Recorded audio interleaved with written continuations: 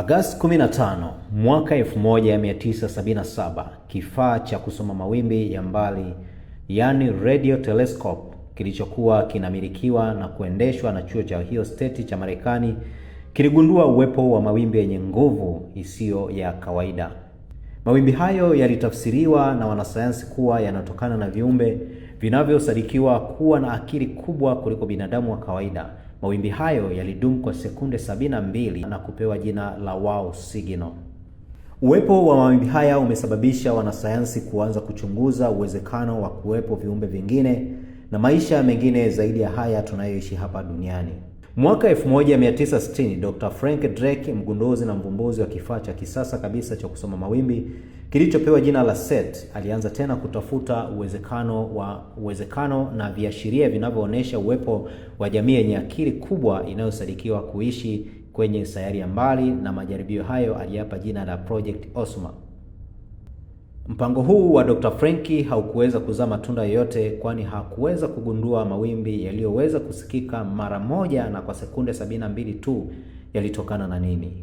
Ikumbukwe mawimbi haya yalirekodiwa mwaka 1977. Mpaka muda huu hayajaweza kusikika tena, jambo ambalo limezua maswali mengi juu ya mawimbi hayo na viumbe vinavyosadikiwa kuishi kwenye sayari za mbali.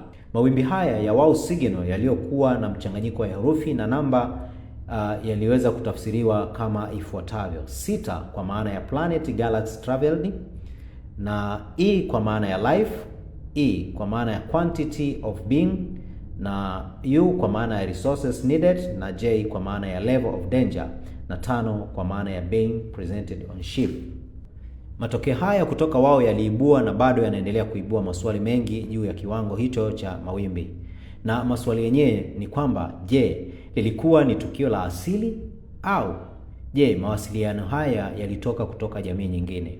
Kutokana na masuala haya, wataalamu wa masuala ya mawimbi yani radio astronomy wanaendelea kuumiza vichwa kuweza kugundua na kuweza kujua uwezekano wa jamii inayoishi kwenye sayari za mbali.